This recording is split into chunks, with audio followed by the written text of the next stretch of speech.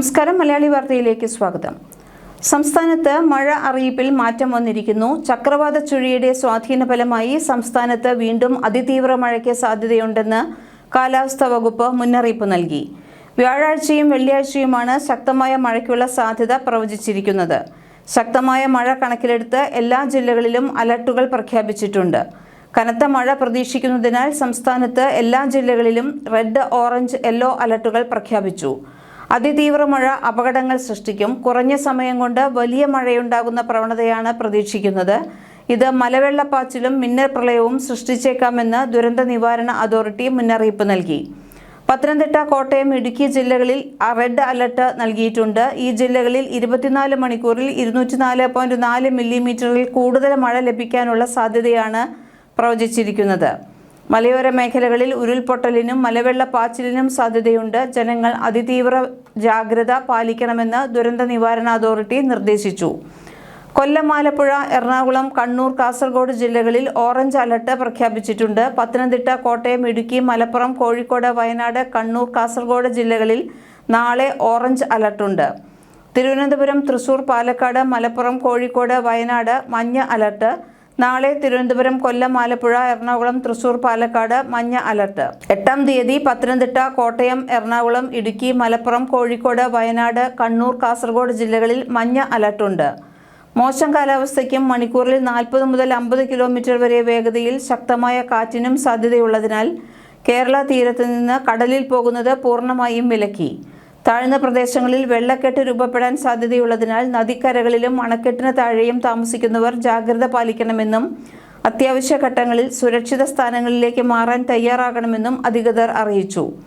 കള്ളക്കടൽ പ്രതിഭാസത്തിന്റെ ഭാഗമായി തിരുവനന്തപുരം കാപ്പിൽ മുതൽ പൊഴിയൂർ വരെ, കൊല്ലം ആലപ്പാട് മുതൽ ഇടവ വരെയും, ആലപ്പുഴ ചെല്ലാനം മുതൽ അഴീക്കൽ ജെട്ടി വരെയും ജില്ലകളിലെ തീരങ്ങളിൽ നാളെ രാവിലെ 11:30 വരെയും 1 മുതൽ 1.5 മീറ്റർ വരെ ഉയർന്ന തിരമാലകൾ കാരണം കടലാക്രമണത്തിന് സാധ്യതയുണ്ടെന്ന് ദേശീയ സമുദ്ര പദ്ധതി പഠന ഗവേഷണ കേന്ദ്രം അറിയിച്ചു.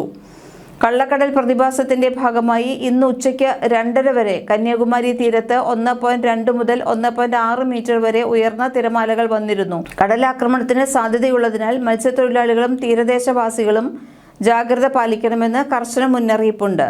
പശ്ചിമഘട്ട മലനിരകളിലാണ് കേരളത്തിലെ ഉരുൾപൊട്ടൽ ഭീഷണി കേന്ദ്രീകരിച്ചിരിക്കുന്നത്. കനത്ത മഴ പെയ്യുമ്പോൾ ഉപരിതലത്തിലെ മണ്ണിലേക്ക് വെള്ളം ഇറങ്ങി താഴെയുള്ള പാറയും മണ്ണും തമ്മിലുള്ള ബന്ധം വേർപെടുന്നതിനും ഇത് വൻതോതിലുള്ള ഉരുൾപൊട്ടലിന് കാരണമാകുകയും ചെയ്യുന്നുണ്ട്.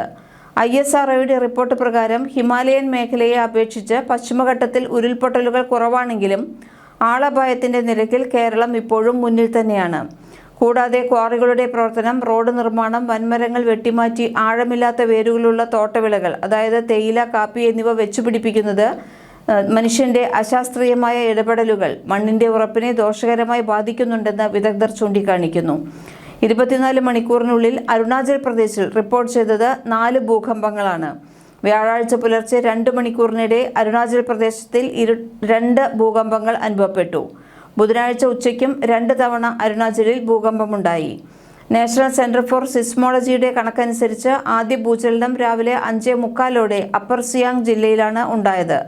തുടർന്ന് അതേ മേഖലയിൽ തന്നെ രാവിലെ 7:17 ചെറിയ തോതിലുള്ള രണ്ടാമത്തെ ചലനവും റിപ്പോർട്ട് ചെയ്തു. ബുധനാഴ്ച ഉച്ചയ്ക്ക് 3:36 അരുണാചലിൽ 5.4 തീവ്രത രേഖപ്പെടുത്തിയ ഭൂകമ്പം ഉണ്ടായിരുന്നു. ഇതിന് മിനിറ്റുകൾക്ക് മുമ്പ് 3.4 തീവ്രതയുള്ള ചെറിയൊരു ചലനവും രേഖപ്പെടുത്തി. അതേസമയം കഴിഞ്ഞ ദിവസം ഉത്തരാഖണ്ഡിൽ തുടർച്ചയായി പെയ്ത കനത്ത മഴയെ തുടർന്ന് നിരവധി ജില്ലകളിൽ ജനജീവിതം ദുരിതത്തിലായിട്ടുണ്ട്. കനത്ത മഴയ്ക്ക് പിന്നാലെയുണ്ടായ ഉരുൾപൊട്ടലും പെട്ടെന്നുള്ള വെള്ളപ്പൊക്കവും ഗതാഗതത്തെ സാരമായി ബാധിക്കുന്നുണ്ട്.